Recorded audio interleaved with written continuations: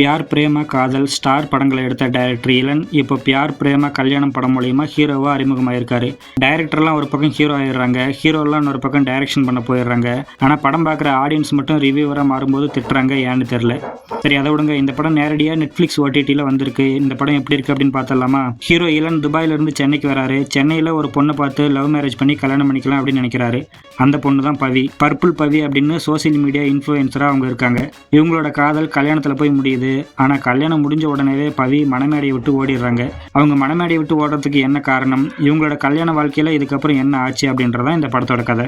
கல்யாணம் முடிஞ்ச உடனே பிறந்த வீட்டு விட்டு புகுந்த வீட்டுக்கு போற பெண்களோட வழியையும், பிறந்த வீடு அப்படின்றது வெறும் சுவர் மட்டும் இல்ல, அது ஒரு உணர்வு, பாதுகாப்பு, நிம்மதி, சந்தோஷம் எல்லாமும் தான். இந்த விஷயங்களை மையமா வச்சு காமெடியா ஒரு படத்தை கொடுக்கறதுக்கு முயற்சி பண்ணியிருக்காரு இயக்குனர் நடிகர் இளன்.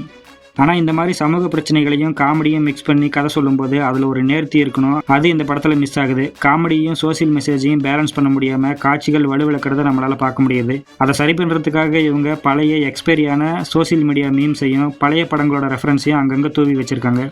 இன்டர்வலில் முதல்வன் படத்தில் வர இன்டர்வியூ சீனை இவங்க மீம் மெட்டீரியலாக மாற்றி இவங்க பண்ணுற கலையபரமான காட்சிகள் எல்லாம் கடுப்பை தான் கிளப்புது.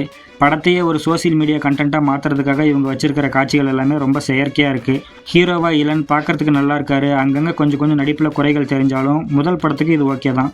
ஹீரோயினா சான்வி, சென்னை பொண்ணு கேரக்டர், அவங்க பேசுகிற ஸ்லாங் மட்டும் கொஞ்சம் ஒட்டாமல் இருக்குது. ஆனாதிக்க கணவன் கேரக்டரில் யோகி பாபு பண்ணுற காமெடிக்கெல்லாம் சுத்தமாக சிரிப்பே வரல. ராதிகா சரத்குமார், MS பாஸ்கர் ரெண்டு பேருமே அவங்களோட அனுபவமான நடிப்பில் ஸ்கோர் பண்ணுறாங்க. வீட்டில் பாத்திரம் கழுவுற இளனை பார்த்து அவனோட அம்மா லேடிஸ் ட்ரெஸ்ஸில் அவனை இமேஜின் பண்ணி பார்க்குற சீன்லாம் இயக்குனரோட மோசமான கற்பனையை காட்டுது.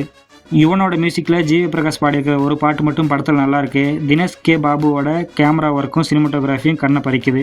நல்ல கதையை ட்ரெண்டுக்கு ஏற்ற மாதிரி எடுக்கிறேன் அப்படின்னு எடுத்து தடுமாறி இருக்காங்க இந்த பியார் பிரேம கல்யாணம் டீம்.